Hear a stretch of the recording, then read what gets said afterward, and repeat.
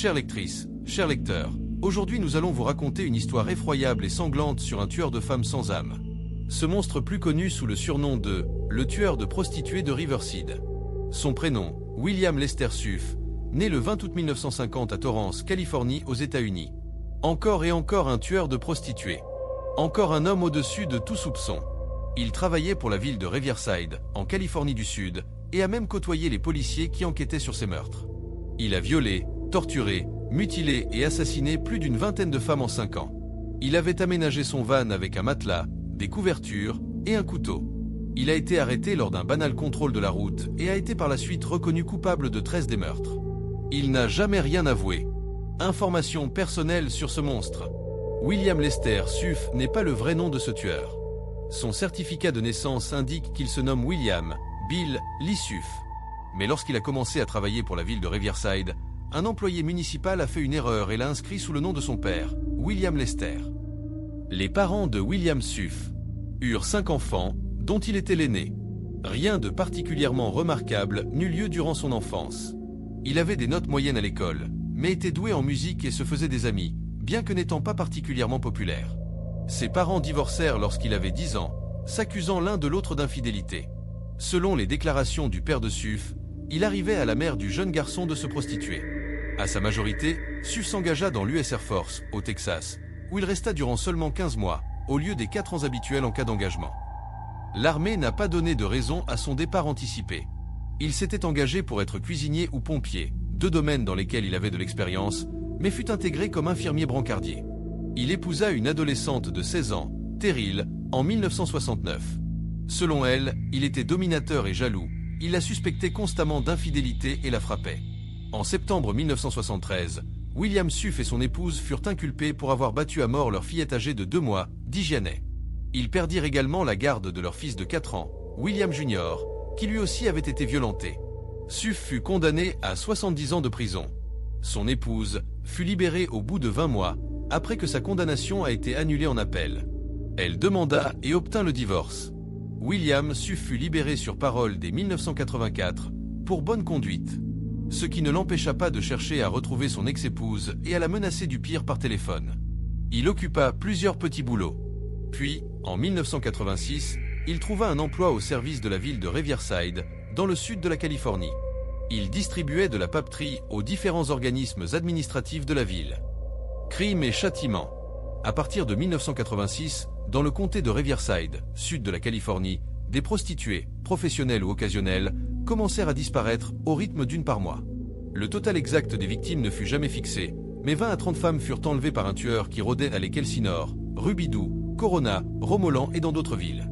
Sur une période de 5 ans, entre 1986 et 1991, 19 corps de prostituées furent découverts, dont 3 au moins avaient la poitrine coupée. Une dizaine d'autres ne furent jamais retrouvés. Dans certains cas, les corps étaient trop décomposés pour que l'on puisse même les reconnaître, et sans les analyses d'ADN, alors balbutiantes, et les radiodentaires, ces femmes n'auraient pu être jamais été identifiées. Certaines n'étaient malheureusement plus que des squelettes. Il est quasiment certain que certaines d'entre elles n'ont jamais été retrouvées. La première victime connue du tueur fut découverte le matin du 30 octobre 1986. Un SDF qui cherchait des canettes en aluminium remarqua un corps de femme à peine vêtu, coincé dans le fossé de drainage d'une zone industrielle, à Rubidoux. La femme reposait sur le dos, sa chemise et sa jupe short étaient déchirées en lambeaux. Elle avait reçu de nombreux coups de couteau à la poitrine et au visage, et était couverte de sang. Elle fut identifiée comme étant Michelle Yvette Gutiérrez, 23 ans, originaire de Corpus Christi, au Texas. Elle portait des marques de strangulation sur son cou et avait été violée. Le tueur l'avait également poignardée au sein et aux fesses. Le 11 décembre 1986, le corps à moitié dévêtu de Charlotte Jean Palmer, 24 ans, originaire de l'Illinois, fut découvert près de l'autoroute 74 à Romoland. Le coroner du comté fut incapable de déterminer la cause de la mort, car le corps était en très mauvais état. La troisième victime du tueur fut une femme nommée Linda Ann Ortega, en janvier 1987. Âgée de 37 ans, elle travaillait dans un fast-food situé sur Railroad Canyon Road, à Elsinore, lorsqu'elle ne vendait pas son corps. Elle avait déjà été arrêtée pour possession de drogue. Son corps fut retrouvé poignardé dans des broussailles, à côté d'un chemin de terre, près de la Franklin Street, à Elsinore. Les indices ramassés et les témoignages permirent de fixer sa mort à 3 jours auparavant. Son sang contenait un haut niveau d'alcool et de cocaïne. Ses collègues du fast-food la décrivirent comme une mère célibataire dévouée, qui se battait pour élever dignement son fils adolescent. Elles furent surprises d'apprendre qu'il lui arrivait de se prostituer. Le 2 mai 1987, une autre prostituée assassinée fut découverte près de Franklin Street, à l'Elsinore. Son corps était en état de décomposition avancée, mais ses dents permirent de l'identifier. Son nom était Martha Bess Young, 27 ans, originaire d'Albuquerque, au Nouveau-Mexique. Elle était nue, les jambes écartées, les yeux grands ouverts. Elle était morte depuis au moins 3 semaines. L'autopsie révéla que cette jeune prostituée blonde avait un taux élevé d'amphétamine dans le sang. Apparemment, elle était morte d'une réaction toxique due à la drogue alors qu'on l'étranglait. Encore une fois, le tueur n'avait laissé que très peu d'indices. L'Elsinore est une petite ville de 15 000 habitants, et la découverte de ces 2 prostituées assassinées à quelques mois d'intervalle surprit les policiers. C'est à l'Elsinore que le tueur allait d'ailleurs abandonner les corps de la plupart de ses victimes. Y furent affectés, entre autres, le chef de la police de Riverside Linford Richardson, le lieutenant du shérif Alirne, le capitaine Bill Reynolds, le lieutenant William Caldwell et le shérif Quabeard. Sous leur direction, l'unité spéciale tripla ses rangs jusqu'à atteindre 14 enquêteurs. Malheureusement, le carnage ne faisait que commencer. Linda Mae Rulls était une jolie brune de 37 ans, grande, mince et mariée.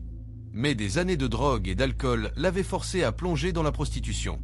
Le 17 janvier 1989, son corps fut découvert près de Lakeshore Drive, sur la plage de l'Elsinore. Il n'y avait pas de signe de lutte. L'autopsie révéla que son taux d'alcool dans le sang était très élevé. Le tueur avait enfoui sa tête dans le sable et l'avait étouffée. Il l'avait également étranglée. Le 28 juin 1989, le corps de Kimberly Little fut découvert à Cottonwood Canyon, à Canyon Lake, à l'est de l'Elsinore. Elle avait été étranglée. Les journaux régionaux commencèrent à s'intéresser au meurtre de ces femmes. Une belle station balnéaire ensoleillée était souillée par des meurtres sexuels sadiques. Sous le feu des médias, le capitaine Bill Reynolds affirma « Je suis confiant, nous allons l'attraper. C'est peut-être pour demain.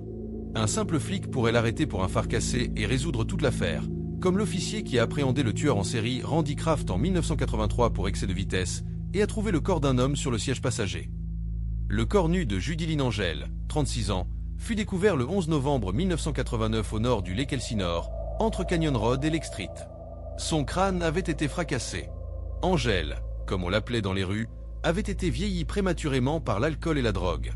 Elle était devenue prostituée pour nourrir ses 2 enfants après son divorce. Son casier judiciaire montrait qu'elle avait été arrêtée pour prostitution et possession de drogue. L'autopsie révéla qu'elle présentait de profondes entailles sur les bras et les mains. Elle avait reçu ces terribles blessures en essayant de se défendre contre son agresseur. Le corps de Christina Leal, 23 ans, résidente de Perry, fut découvert à Key Valley, à l'est de l'Elsinore, le 13 décembre 1989. Elle avait été sauvagement violée, puis étranglée et poignardée au cœur. Elle était prostituée et avait des problèmes de drogue. Le nombre de victimes augmentait et à présent, l'Elsinore était assiégé par des journalistes de presse et de télévision provenant de tout le pays. Le 18 janvier 1990, les enquêteurs du shérif du comté de Riverside furent appelés à l'Elsinore, près de l'Interstate 15. Ils arrivèrent à 6h30 du matin, 30 minutes après qu'un jogger a trébuché sur le corps nu et frêle de Darla Jane Ferguson, originaire de Sun City. Elle avait été étranglée et s'était mordu la langue jusqu'au sang. Jamais mariée, elle avait 4 enfants. Elle avait été arrêtée, comme les autres, pour prostitution et possession de drogue. À ce moment de l'enquête, le laboratoire d'État examinait des centaines de fragments découverts sur les 9 scènes de crime, afin de déterminer si les meurtres étaient tous liés. Les enquêteurs de l'unité spéciale de l'Elsinore échangèrent leurs informations avec la criminelle de San Diego, qui enquêtait justement sur les meurtres de 42 prostituées. Une par une, leurs corps avaient été découverts entre 1985 et 1989. Le sergent Bill Walsh, du bureau du shérif du comté, expliqua aux journalistes que les victimes n'avaient pas toutes été tuées de la même manière, mais que la méthode la plus souvent utilisée était la strangulation. Les similarités entre les meurtres poussèrent les enquêteurs à comparer leurs notes avec celles des policiers de Seattle enquêtant sur les meurtres du tueur de la Green River. Un autre corps ne fut découvert le 8 février par des ouvriers agricoles, dans un verger, à Highgrove, au nord de Riverside. Elle avait été étranglée et poignardée au niveau de la poitrine. La jeune femme fut identifiée comme étant Carol Lynn Miller, 35 ans, femme au foyer devenue prostituée à cause de la drogue et de l'alcool. Divorcée, elle avait disparu à la fin du mois de janvier. On apprit par la suite qu'elle avait quitté son coin habituel parce que la police tentait de nettoyer les rues des prostituées. On ne découvrit plus de cadavres jusqu'à la fin de l'année. Mais, le 6 novembre 1990, un homme installant de l'équipement dans une nouvelle usine tomba sur un corps près d'un conteneur à déchets, dans une zone industrielle au nord de Riverside, non loin de l'endroit où Carol Miller avait été trouvée. Cheryl Coker, 33 ans, était nue, et son corps était caché sous des branches. Elle avait été étranglée et son agresseur avait coupé son sein droit, qui fut trouvé près d'elle. Il y avait beaucoup de vieux arbres dans le voisinage, et la police en chercha un dont les branches avaient été coupées récemment, dans l'espoir que quelqu'un aurait vu un homme le faire, afin de fournir sa description. Mais ils ne trouvèrent aucun arbre coupé et personne n'avait vu qui que ce soit d'étrange. Le 21 décembre 1990, pas très loin de l'endroit où Cheryl Coker avait été découverte, près d'une autre benne à ordures, un homme vidant les poubelles découvrit avec stupeur le corps nu de Susan Melissa Sternfeld. Elle avait 27 ans et avait été étranglée. Elle habitait Riverside et avait travaillé comme mannequin pour des vêtements et du maquillage. Mère célibataire, elle était devenue droguée et avait dû se prostituer. Moins d'un mois plus tard, le 19 janvier 1991, un homme en voiture aperçut un corps au nord de l'Ekelsinor, à 1 kilomètre de l'endroit où Judy Lynn Angel avait été découverte. Le corps avait été jeté parmi des canettes de bière et des vieux pneus. Selon le médecin légiste qui fit l'autopsie, Kathleen Leslie Milne, 13e victime, une femme divorcée de 42 ans, avait été frappée plusieurs fois à la tête, puis étranglée. Elle était morte depuis moins de 24 heures, mais il y avait très peu d'indices. Un criminologue qui avait joint l'unité spéciale indiqua « Nous sommes certainement en présence d'un homme malade. C'est un maniaque, un obsédé sexuel qui va continuer à tuer tant qu'on ne l'arrêtera pas. » Malheureusement, toutes les pistes ont conduit à une impasse. Les officiers les plus âgés avaient presque l'habitude du meurtre. Mais ils étaient atterrés par la cruauté sauvage de certains des meurtres. Les habitants de Lake Elsinore paniquaient. La police était submergée de lettres demandant aux enquêteurs de trouver le tueur. Un programme télévisé national, America's Most Wanted, demanda au public d'aider les policiers à résoudre l'affaire. Sans effet. Le 27 avril 1991, un sans-abri buta sur le corps d'une jeune femme nue, derrière le bowling center de Riverside. Elle avait été violée et étranglée. Elle fut identifiée comme étant Cheryl Michelle Paiser, 24 ans. Elle avait été à l'école des sourds de Riverside, était la mère célibataire d'une petite fille. Pour vivre, elle avait d'abord fait des ménages. Mais son besoin de drogue l'avait plongée dans la prostitution. Le cycle de violence à l'Ekelsinor s'était intensifié dans des proportions explosives. Il n'y avait aucun suspect, bien que les enquêteurs aient commencé à vérifier les emplois du temps et les casiers judiciaires de plus de 200 personnes. Tous les policiers disponibles furent envoyés dans la région. Dans les semaines à venir, 20 agences différentes, FBI, bureau du shérif, police de la route, criminels, unités spéciales, etc., allaient être impliquées dans la chasse à l'homme. La célébration du 4 juillet, fête nationale de l'indépendance, amena beaucoup de touristes à l'Ekelsinor et ses alentours. On prépara des pique-niques et tout le monde attendit les feux d'artifice. Ceux qui folâtraient près de la Railroad Canyon Road ne savaient sans doute pas que le corps de la 15e victime du tueur était près d'eux. Il fut découvert allongé sur l'herbe. La jeune femme était blafarde, ses lèvres étaient bleues et ses yeux grands ouverts. Elle avait été étranglée. Elle fut identifiée comme étant Sherry Ann Latham, 37 ans. Elle avait commencé à prendre de la drogue dès l'adolescence et avait rapidement dû se prostituer pour acheter ses doses. Les détectives Bob Creek et John Davis, de l'Ekelsinor, enquêtaient sur le tueur depuis le début. Des photographies des scènes des crimes étaient punaisées dans leur bureau. Et des photographies des victimes vivantes, lors de leurs précédentes arrestations. Elles paraissaient toutes plus vieilles que leur âge. Elles travaillaient presque toutes aux mêmes endroits, University Boulevard à Riverside, Main Street à l'Ekelsinor, ou dans les motels miteux de Perry.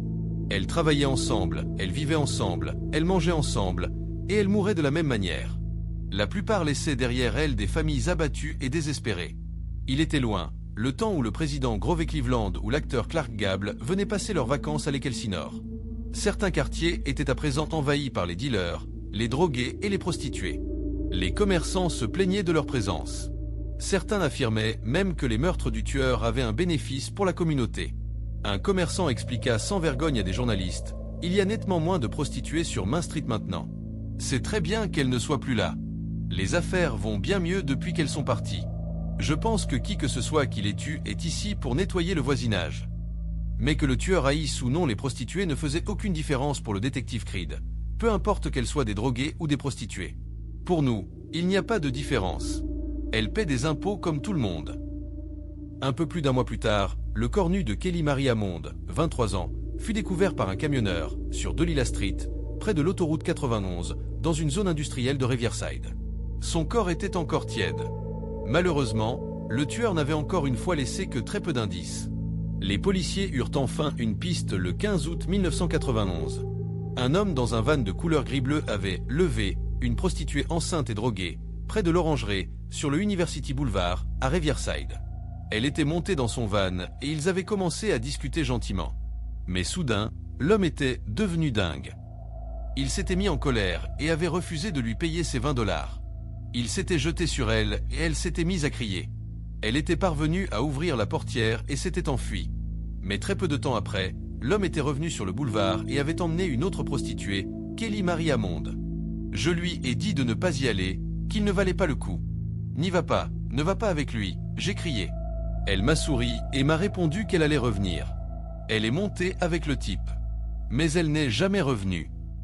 La prostituée enceinte fut emmenée au QG de la police et permit d'établir un portrait robot du tueur. Elle décrivit également son van. La police fit publier un avis de recherche concernant le van, en précisant que le véhicule était recherché dans une affaire de meurtre et qu'il fallait approcher son occupant avec précaution. Les journaux et les chaînes de télévision publièrent aussi cette description et en quelques heures, la police fut submergée d'appels téléphoniques. Malheureusement, cela ne mena à rien. Un psychocriminologue affirma au journal de 20 heures que le tueur était probablement un homme blanc, puisqu'il ne s'en prenait qu'à des femmes blanches. Il semble que l'assassin ait vu ce journal et en réaction, tua une femme noire. Un entrepreneur en bâtiment découvrit un autre corps près d'un parking, à côté d'un site de construction aride dans les Tuscany Hills, un quartier plutôt chic au nord et de l'Ekelsinor, le 13 septembre 1991. Catherine McDonald, 30 ans, originaire de Riverside, était prostituée et avait été étranglée, comme toutes les autres. Par contre, elle était la première et dernière victime noire du tueur, et elle avait sans doute plus souffert. Son corps était tordu dans la douleur et ses yeux grands ouverts. Quelques minutes plus tard, le détective Harry Sawicki, du bureau du shérif, et des officiers de l'unité spéciale furent sur les lieux et ratissèrent la scène du crime à la recherche d'indices. Des groupes de volontaires aidèrent la police à passer les collines au peigne fin jusqu'à Canyon Lake. Une équipe du bureau du shérif et des motards de la police des autoroutes californiennes établirent des barrages dans la région de Granite Hill. Des policiers relevèrent les numéros d'immatriculation des véhicules garés aux alentours de la scène du crime. Les banlieusards qui allaient travailler dans les comtés d'Orange ou de Los Angeles furent interrogés. Aucun d'entre eux n'avait vu quoi que ce soit d'étrange lorsqu'ils avaient garé leur voiture sur le parking. 1 mois et demi plus tard, un automobiliste qui se rendait à son travail remarqua un corps nu dans des herbes sèches, près de l'autoroute 60, au nord de Riverside. C'était le 30 octobre 1991, la veille d'Halloween et le jour du 5e anniversaire de la découverte de la première victime, Michelle Gutiérrez. Le corps était celui de Delilah Wallace, 35 ans, habitante de Riverside, qui avait déjà été arrêtée pour possession de drogue et prostitution. Elle était mère de 5 enfants. 2 jours avant Noël, un homme qui travaillait dans une orangerie à moins d'1 kilomètre du poste central de police contacta les autorités. Le 19e corps était celui d'Eleanor Rojda Kazar, prostituée et droguée. Comme la plupart des autres victimes, Eleanor Kazar avait été assassinée dans une période de vacances. Certains policiers pensaient que c'était juste une coïncidence, d'autres croyaient qu'il y avait une signification, un indice. James Fox, doyen de l'université de criminologie de Boston, expliqua. Dans certains cas, les anniversaires et d'autres dates spécifiques sont importantes pour le tueur et il les célèbre en commettant un nouveau meurtre. Il fit remarquer que la première victime, Catherine McDonald, avait été tuée un vendredi 13. La 6e victime, Kim Little, avait été découverte le lendemain de son anniversaire. La 12e victime, Susan Sternfield, avait été tuée peu avant Noël. Le corps mutilé de Delilah Wallace avait été trouvé la veille d'Halloween. Cela pouvait avoir une signification. Ou cela pouvait simplement montrer que le tueur attaquait plutôt les prostituées en période de congé, lorsqu'il était en vacances. L'affaire se termina brusquement grâce à un simple contrôle routier. Le 9 janvier 1992, vers 21 h, l'officier Frank Horta conduisait le long de la University Avenue. Il remarqua un van gris qui faisait demi-tour en coupant une ligne blanche, après avoir déposé une prostituée. Frank Horta se souvint de l'avis de recherche concernant un van gris bleu et ordonna au van de se garer sur le bas-côté. 2 autres policiers arrivèrent sur les lieux au même moment, et les 3 hommes vérifièrent l'identité du conducteur. William Lester Suff, 42 ans, commettait un délit en étant au volant de son véhicule. On lui avait retiré son permis de conduire. On lui confisqua son van et les policiers l'escortèrent jusqu'au poste de police pour l'interroger. Après avoir interrogé le suspect, le lieutenant du shérif Alirne devint suspicieux. Ses collègues avaient découvert une corde, un sac de couchage et un couteau dans le coffre du van. Alirne contacta les autres membres de l'unité spéciale. Ils interrogèrent Suf durant des heures et ce dernier nia être le tueur de prostituées de Riverside. Les enquêteurs obtinrent donc des cheveux et du sang appartenant à Suf, afin de faire procéder à des analyses qui pourraient le relier aux assassins. Dans les jours qui suivirent, le portrait de William Suf fut sur toutes les chaînes de télévision et dans tous les journaux. Employé depuis 5 ans par la ville de Riverside, il avait gagné des concours de cuisine grâce à son célèbre chili. Habile musicien, il avait joué de la trompette et du trombone dans l'orchestre de l'université de l'Elsinore. Selon celles et ceux qui le connaissaient, il était fiable, honnête et loyal. Il était difficile de croire qu'un homme aussi « normal » puisse être impliqué dans les meurtres dont la sauvagerie avait horrifié la Californie du Sud. Suf plaida non coupable et n'admit jamais rien, proclamant son innocence à qui voulait l'entendre. La police révéla que, lorsque Suf avait posé sa candidature pour travailler dans l'entrepôt de papeterie de la ville, en 1986, il avait menti au sujet de sa condamnation, en 1974, pour le meurtre de sa fille. Lorsque l'on demanda aux autorités du comté pourquoi elles n'avaient pas vérifié le casier judiciaire de Suf, Tom DeSanti, porte-parole du comté de Riverside, expliqua que, selon la loi californienne, une condamnation pour meurtre, vieille de 12 ans, ne pouvait pas l'empêcher de travailler pour le comté, alors qu'une condamnation pour vol l'aurait exclu. Le temps que les indices soient massés et contrôlés, et que l'accusation comme la défense prépare son dossier, William Lester Suf ne fut jugé que le 25 mars 1995. Le procureur de l'État indiqua immédiatement qu'il allait requérir la peine de mort, sans compromis. Suf lui répondit par un sourire. Les enquêteurs avaient accumulé des preuves physiques et des témoignages liant directement William Suf au meurtre de 13 prostituées. Le procureur préféra ne pas accuser Suf des autres meurtres, pour lesquels les preuves matérielles n'étaient pas suffisantes. Le procureur montra aux jurés les affreuses photos prises et les vidéos filmées sur les scènes des crimes. Les familles des victimes se mirent à pleurer, certaines sortirent du tribunal. Le procureur décrivit Suf comme un monstre dont l'appétit sexuel était lié, voire accru par le meurtre de prostituées. L'avocat de la défense suggéra au contraire que Suf était un homme amical avec ses voisins et ses collègues, et qu'on l'utilisait comme bouc émissaire pour résoudre cette affaire. Mais la défense ne parvint pas à invalider toutes les preuves qui furent présentées. 32 policiers et spécialistes expliquèrent comment des cheveux, des fibres, des traces de pneus, des armes et des témoignages reliaient Suf au meurtre. Bien que beaucoup de prostituées aient quitté les lieux, les policiers parvinrent à en localiser quelques-unes qui acceptèrent de témoigner, et notamment la prostituée enceinte qui avait vu Kelly Marie Hammond monter dans le van de Suf. L'élément le plus déterminant contre Suf fut pourtant le témoignage d'un scientifique criminologue qui affirma qu'il avait relié des cheveux et des fibres trouvées dans le van de Suf à 2 scènes de crime. Selon lui, des fibres provenant d'un oreiller, d'une couverture et d'un sac de couchage trouvés dans le van de Suf étaient tout à fait similaires à ceux découverts sur les corps de Kim Little et Christina Leal. De plus, une serviette bleue qui couvrait le corps de Kim Little présentait des fibres gris correspondant à la moquette du van de Suf. D'autres fibres encore étaient semblables à celles trouvées sur les sièges du van. Un t-shirt et une chaussette trouvés sur le corps de Christina Leal comportaient des fibres de tapis qui étaient semblables à ceux du van de Suf. Comme si ce n'était pas assez, un couteau portant des traces de sang avait été trouvé dans le van. Et enfin, les traces de pneus laissées par le meurtrier sur la dernière scène de crime correspondaient aux pneus du van de Suf. Il fallut aux jurés moins de 4 heures de délibération pour conclure à la culpabilité de Suf pour 12 des 13 meurtres dont il était accusé, ainsi que d'une tentative de meurtre. Suf essaya une larme lorsqu'on lut le verdict. C'était la première fois qu'il montrait quelconque émotion depuis le début de son procès. Le 17 août 1995, le jury condamna William Suf à la peine de mort. Après quelques années de silence, Suf décida d'écrire un livre sur sa vie et de raconter sa version de son histoire. En juin 1997, son avocat et meilleur ami et écrivain Brian Alan Lane fit publier Cat and Mouse, Mind Game with a Serial Killer, un livre qui contient des écrits de Suf, des poèmes et certaines de ses recettes, mais parle finalement peu de ses crimes. En août 2024, le comté de Los Angeles a annoncé que Suf avait avoué avoir tué Cathy Small, 19 ans, mère de 2 enfants, dont le corps avait été retrouvé le matin du 22 février 1986, gisant sur un chemin de nuit au milieu d'une rue de South Pasadena, dans le comté de Los Angeles. La jeune mère de 2 enfants avait été poignardée à plusieurs reprises et étranglée. Quelques jours après la découverte du corps de Cathy Small, sa colocataire avait pris contact avec la police pour l'identifier. Elle avait déclaré aux inspecteurs qu'elles vivaient ensemble à l'Elsinore depuis quelques mois. Elle avait vu Small, qui se prostituait, partir en voiture avec un homme nommé Bill qui allait lui donner $50 pour l'accompagner jusqu'à Los Angeles.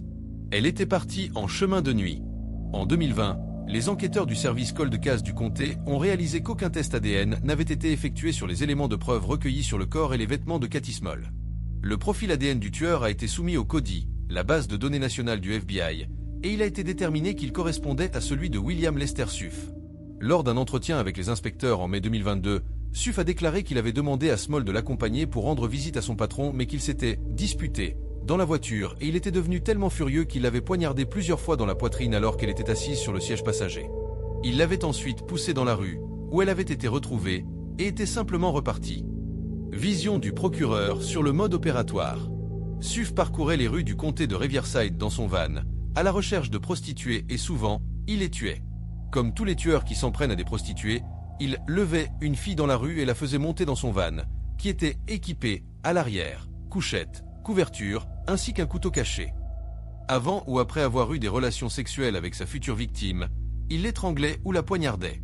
Il lui arrivait de couper un sein à ses victimes. Suff, selon la police, considérait la mutilation de ses victimes comme un art.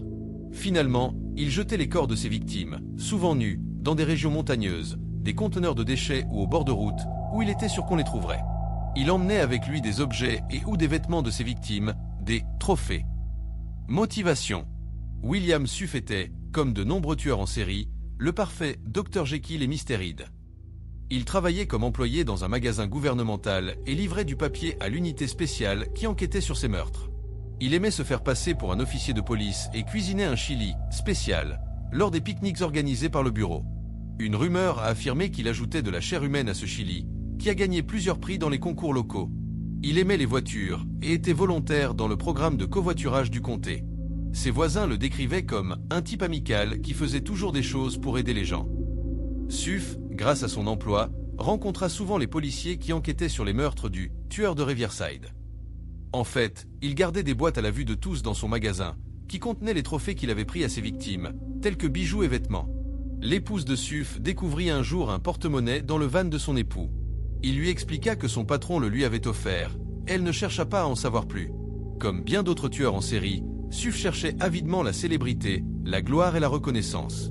Selon une prostituée qu'il a agressée, mais qui est parvenue à s'enfuir, il portait une boucle de ceinture sur laquelle son nom était gravé. Il avait également personnalisé ses plaques d'immatriculation avec son nom, Bill Suffin.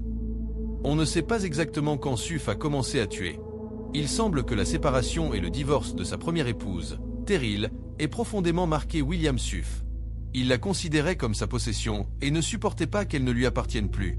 Interrogé par le Los Angeles Times, Terryl a expliqué « Je me souviens que, lorsque j'ai appris qu'il avait été arrêté pour les meurtres de Riverside, je me suis demandé s'il avait essayé de me tuer, moi, à travers ses femmes. » William Suff s'est remarié, de nouveau avec une adolescente, Cheryl, qu'il a elle aussi violentée. Ils ont eu une fille, Bridget, qui a été confiée aux services sociaux après avoir subi des dommages au cerveau, apparemment après avoir été frappé. Suff, malgré son casier judiciaire, n'a jamais été accusé du crime. Suff réagissait souvent aux reportages télévisés ou aux articles des journaux concernant ces meurtres. Il a tué une prostituée noire, Catherine McDonald, lorsqu'un profilé a suggéré que le tueur était blanc parce qu'il ne s'en prenait qu'à des femmes blanches. Il est possible que la haine de Suff pour les prostituées, et les femmes en général, lui vienne de sa mère, que son père accusait d'être une prostituée occasionnelle. Les spécialistes expliquent que couper les seins des femmes est une manière très symbolique et très brutale pour un tueur de blesser les femmes, de s'en prendre à leur féminité même. Les psychiatres expliquent souvent, au sujet des tueurs en série, que ceux-ci agissent comme un bébé d'1 an. Ils vont jusqu'à la limite. Ils testent leurs limites. Ils se mettent eux-mêmes en danger parce qu'ils ne savent pas où sont leurs limites. Et ils s'attaquent aux prostituées parce que, dans leur esprit, ces femmes sont déjà perdues. Puisqu'elles se vendent, ce sont des femmes qui ne méritent pas de vivre. De plus, ce sont des victimes, faciles, qui montent de leur plein gré dans le véhicule du tueur. Interview du détective Bob Creed. C'est quelque chose que je n'oublierai jamais, aussi longtemps que je vivrai. Ce qu'il a fait à ces femmes. Je me demande toujours, mais quel genre de type peut avoir envie de faire ces choses-là? C'est un cinglé de la salubrité. Il nettoie la ville de ces salopes, c'est tout. Un agent immobilier, avant le procès de Suff. Cet agent immobilier fut ensuite tué par un souteneur alors qu'il essayait de retirer sa fille de 17 ans, prostituée et droguée, du trottoir. Voilà, chers lecteurs et lectrices. J'espère que cette histoire audio effroyable sur les crimes commis sur des femmes avec souvent des parcours chaotiques, qui les obligèrent sans prendre du plaisir à se prostituer pour survivre. Beaucoup de ces femmes avaient des enfants, et n'ont sûrement pas eu d'autre choix qu'être sur le trottoir pour gagner leur pain. Ce monstre en a profité pour leur faire les pires sévices. Une haine maladive sur les femmes qui prenaient plaisir en les tuant. N'hésite pas à me dire en commentaire sur cet individu répugnant ce que vous pensez de ce monstre sans foi ni loi. Merci. Chère lectrice.